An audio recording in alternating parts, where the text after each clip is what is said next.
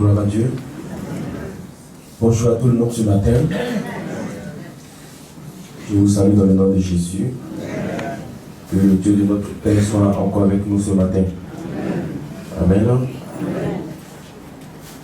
Nous souhaitons encore la bienvenue aux personnes qui nous visitent pour la toute première fois. Nous allons prendre notre texte de ce matin dans un des derniers livres de la Bible, 3 Jean. 3 Jean.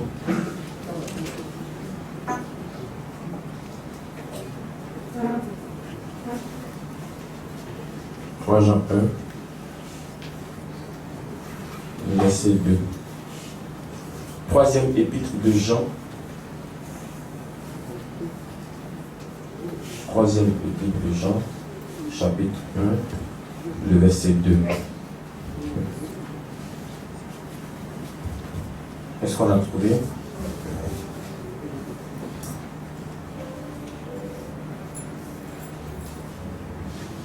Voici ce que la Bible dit. Bien-aimé, je souhaite que tu prospères à tous égards et sois en bonne santé, comme prospère l'état de ton âme. Amen. Voici le souhait d'un père qu'il adresse à son fils. Il s'agit ici de l'apôtre Jean. Il adresse une lettre à un de ses fils dans la foi, un de ses fils spirituels nommé Gaius. Il dit, je souhaite, mon souhait en tant que ton père dans la foi, mon souhait en tant que ton pasteur, c'est que tu prospères. Peut-être que si dans d'autres lieux, aussi dans d'autres endroits, aussi dans d'autres coins, le souhait de certains, c'est que eux ils prospèrent et que vous ne prospérez pas. Jean dit ce matin que lui, son souhait, il veut que son fils prospère. Parce qu'un bon père désire toujours l'élévation de son enfant. Vous voyez, un bon père prie toujours pour son enfant, pour que son enfant fasse plus que lui. Amen. Un bon père prie toujours pour son enfant et dira à son enfant que je ne veux pas être ton terminus, je veux que tu fasses plus que moi. Et celui qui reçoit cette bénédiction aussi dira à son fils, je veux aussi que toi tu fasses plus que moi. Et je sais ce matin que le souhait de l'homme de Dieu, Papa Florian, c'est que vous prospérez. C'est que vous soyez en bonne santé. Amen. Tu ne dois pas être triste, tu dois être heureux. Amen. Gloire à Dieu. Amen. Dans une autre version de ce même texte, il est mis, je souhaite que tu prospères à tout point de vue et sois en bonne santé à l'image de ton âme. Ça c'est la version, c'est une autre version, se met quelque part là-bas. Donc vous comprenez avec moi que la prospérité, ce n'est pas seulement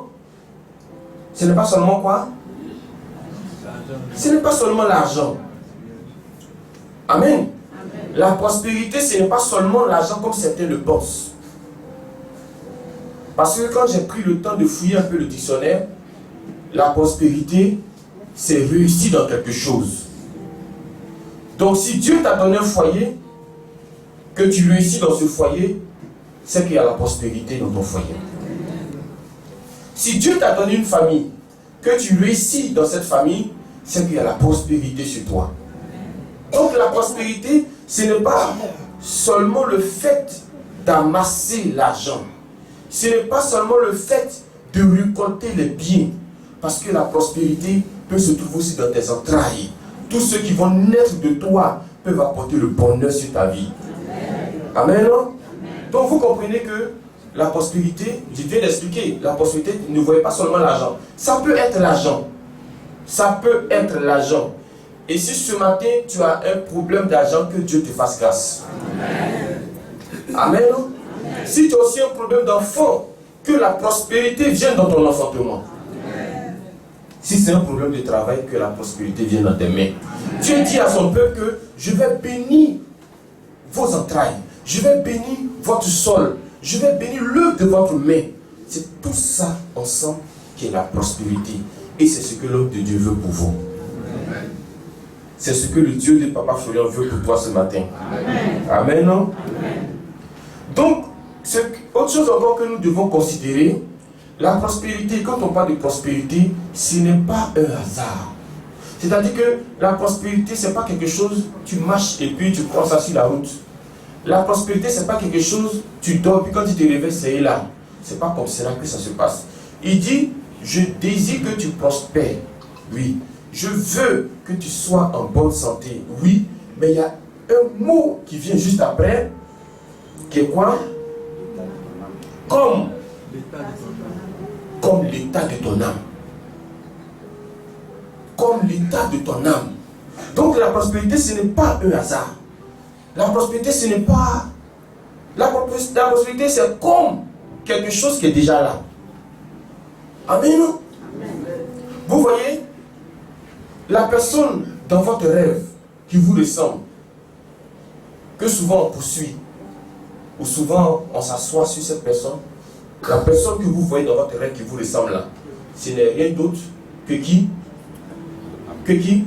Votre âme. Amen. Ce n'est rien d'autre que votre âme.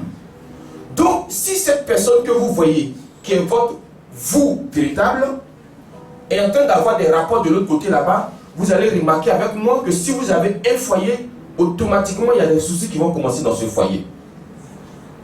Automatiquement vous aurez des problèmes de bas-ventre, les problèmes de myome, de fibrome. Pour certains, ce n'est pas des maladies naturelles. Pour certains, ça s'est passé dans leur âme.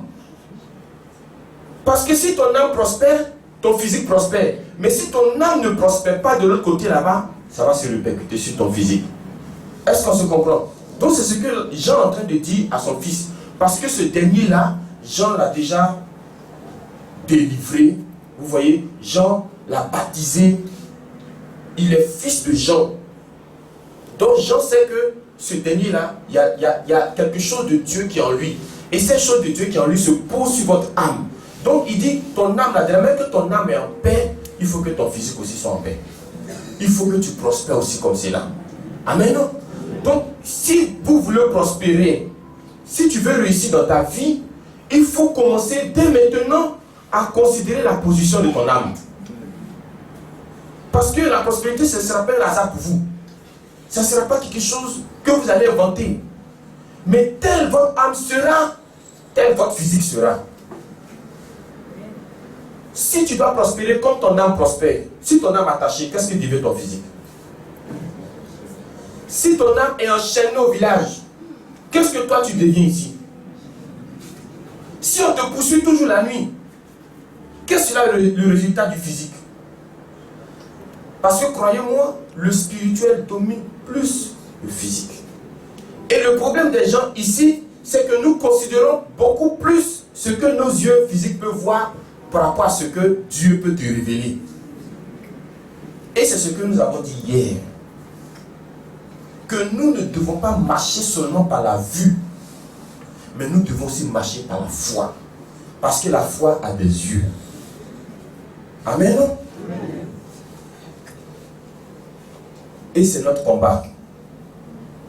Comment arriver à libérer ton âme? Parce que quand tu viens dire à l'homme de Dieu que tu n'enfantes pas, nous on comprend systématiquement que c'est ton âme qui a un problème. Quand tu viens dire à l'homme de Dieu qu'il y a un problème dans ton foyer, nous on comprend systématiquement qu'il y a un problème dans votre spirituel. Le problème là, il n'est pas seulement physique, mais avant d'être physique là, il est d'abord spirituel. Donc nous réglons les choses ici spirituellement. Et pour que toi aussi tu puisses voir les choses marcher pour toi, c'est que les éléments que nous te donnons, à partir desquels Dieu travaille pour vous, il faut que vous commenciez à voir ces éléments-là comme des éléments spirituels. Tant que vous restez dans le charnel, tant que vous restez dans le physique, vous dites qu'est-ce que cette huile-là peut m'apporter, qu'est-ce que ce lait-là peut m'apporter, vous ne recevez rien. Amen. Mais quand vous vous mettez au-dessus de la simple bouteille d'huile qu'on vous a donnée, et que vous voyez la grandeur de Dieu, vous voyez la puissance de Dieu, vous voyez les témoignages, Vous voyez, une fois que vous commencez à voir ces choses-là, vous devenez spirituel. Une fois que vous commencez à voir ces choses-là, vous entrez maintenant dans une autre dimension. Et en ce moment-là, les choses impossibles hier pour vous deviennent possibles pour vous aujourd'hui. Mais pour cela, il faut commencer à considérer les choses spirituelles. C'est la cause pour laquelle l'homme de Dieu vous dit, suivez vos songes. Les songes n'ont rien à voir avec le physique. Les songes viennent du spirituel. Amen. Ce sont des choses cachées que Dieu vous montre. Entre-temps, les choses spirituelles sont cachées. Pour les comprendre, il faut être aussi spirituel. Gloire à Dieu. La parole de Dieu que nous vous donnons ici n'est pas une nourriture physique. Parce que quand il dit que l'homme ne vivra pas de pain seulement, mais de toute parole qui sort de la bouche de Dieu, ça veut certes dire que la parole de Dieu est une nourriture, mais ce n'est pas une nourriture pour ton corps d'abord. Ce n'est pas une nourriture pour votre ventre d'abord. C'est une nourriture pour votre âme. Mais pour qu'elle soit une nourriture pour votre âme, il faut que vous soyez en mesure de déchiffrer tout ce qu'on vous dit ici. Si vous n'êtes pas capable de le faire, alors il n'y a pas de nourriture dans votre âme. Imaginez une âme qui a faim, une âme qui a soif, une âme qui est perdue. Comment sera ton physique? Quel sera ton résultat aujourd'hui? Gloire à Dieu. Donc, au lieu de regarder votre petite forme, au lieu de regarder le simple fait que vous ne travaillez pas, commencez à considérer votre spirituel. Qu'est-ce qui se passe de l'autre côté là-bas? Amen. J'ai dit une fois que si tu as un espace à la maison et cet espace-là, chaque fois il y a des mouches là-dessus. Chaque fois il y a des mouches là-dessus. Tu prends chasse-mouche, tu chasses les mouches, la mouche ne quitte pas. Tu prends encore, tu fais, ça ne quitte pas. Cherche de l'eau de Javel. Pour enlever la chose qui attire les mouches là. Une fois que tu as enlevé la chose qui attire les mouches, malgré que l'espace est toujours là, mais tu vas remarquer que les mouches ne vont plus se poser là-dessus. Pourquoi? Parce que ce qui les attirait là, tu as enlevé. Votre problème là, ce n'est pas chômage. Votre problème, ce n'est pas célibat. Votre problème, c'est dans le spirituel que ça se trouve. C'est où ils ont mis ton âme, où ils t'ont attrapé, où ils t'ont enchaîné. Une fois que tu as réglé ça, une fois que tu es bien positionné, tu vas voir que physiquement les choses seront accomplies pour toi. Vous voyez, il y a des gens dans la rue, dans la nature comme c'est là. Bon, excusez-moi, mais il y a des gens dans ce pays qui ne connaissent pas Bible, qui ne connaissent pas songe. Mais quand on regarde, on sent la prospérité sur ces personnes-là. Mais je vais vous dire que ces personnes-là, ce n'est pas un hasard. Ces personnes-là s'assoient aussi sur quelque chose pour que leur âme soit bien positionnée. Sinon, si ces personnes-là ont aussi leur âme attachée là, il n'y aura pas de prospérité pour elles. Mais ces personnes-là trouvent des moyens pour sécuriser leur âme. Est-ce que vous me comprenez? Si on enlève les habits là, vous allez voir des grigues autour de leurs reins. Si on enlève les habits, vous allez voir des grigues autour de la hanche. Mais c'est leur moyen de se sécuriser, mais peut-être ça ne va pas durer. Mais au moins ils prospèrent aujourd'hui. Donc même eux-mêmes, ils savent que pour prospérer, là, il faut que ton âme soit bien positionnée. Il faut que ton âme soit en sécurité. Tu vois, les gens pensent que c'est la prière qui débloque les situations. Ce n'est pas la prière qui débloque les situations. Ce qui débloque les situations, c'est quand ton âme est bien positionnée. Sinon, une personne qui se lève à 4 h, qui prie qu'à 5 h du matin, et puis son âme n'est pas positionnée là, c'est une prière en l'air. Amen. Amen. Regardez quelque chose. Ce qui vous donne la victoire ici, ce n'est pas le fait de prier petit, de prier beaucoup. Ce qui vous donne la victoire, c'est qu'ici, on repositionne votre âme. Amen. Donc, même si tu pries beaucoup, ça va marcher. Tu pries petit aussi, ça va marcher. Même si tu ne pries pas, ça va marcher. Amen. Pourquoi? Parce que ton âme est positionnée. Est-ce qu'on se comprend? C'est notre combat. Notre combat n'est pas charnel. Nous, notre combat, ce n'est pas contre une église. Nous, notre combat, c'est vous repositionner. Tu es quelque part, l'homme de Dieu, par le pouvoir qu'il a reçu, te prend et puis t'emmène ici pour que Dieu te change. Amen. Gloire à Dieu. Amen. Donc le souhait de ce matin, c'est que tu prospères et que tu sois en bonne santé. Amen. Comme l'état de ton âme. Amen. Donc je veux que tu t'interroges, comment est l'état de ton âme? C'est ça la grande question. Tu es baptisé, tu prends la communion, tu fais tout ça, il n'y a pas de souci. Mais comment est l'état de ton âme? C'est ce qui nous intéresse. Sinon, tout le reste là, il y a des gens qui sont au paradis sans baptême, le brigand à la croix. Il y a des gens qui sont allés au paradis sans manger communion, le brigand à la croix. Mais ils sont au paradis quand même. Pourquoi? Parce que lui, là, à la croix là-bas, Jésus a repositionné son âme. C'est ce que je vous explique. Une fois que ton âme est repositionnée, le physique à fournir pas effort. Mais si ton âme n'est pas positionnée là, tu vas trop te fatiguer. Tu vas courir de gauche à droite. Tu vas passer par-ci. Et ceux qui ne sont pas bons là, ils vont prendre ton argent. Ils vont te blaguer. Si tu as des voitures, ils vont prendre. Tu as des montres, ils vont prendre. Même chaîne, même, ils ne louent pas maintenant. Ta ceinture, même, on ne loue pas. Vous voyez, ils vont tout prendre. Mais est-ce qu'en prenant ces choses-là, toi, ton âme se repositionne? Votre âme ne se repositionne pas. Gloire à Dieu. Amen. C'est pourquoi Dieu a dit à Josué, Josué, que ce livre de la loi ne se loin point de ta bouche. Médite le jour et nuit, car c'est alors que tu réussiras. Parce que la parole que nous avons là nous repositionne. Donc tant que cette parole est dans la bouche de Josué, Josué, tu es toujours repositionné. Si vous aussi, vous savez considérer les choses spirituelles, vous êtes toujours repositionné. C'est pourquoi celui qui ne fait pas des songes, qui ne fait pas de rêves, tu n'es plus dans une prison. Parce que prison, elle est prison maintenant à climatiser dedans.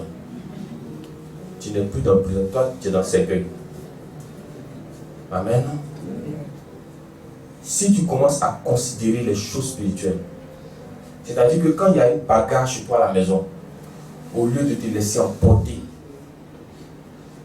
quelqu'un t'insulte, ou quelqu'un te manque de respect, ne vois pas ça comme un hasard, ne vois pas ça comme, je ne sais pas, un nouveau palabre qui vient d'arriver. Il faut voir l'esprit qui est derrière là.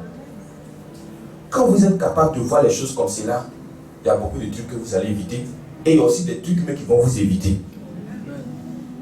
Amen.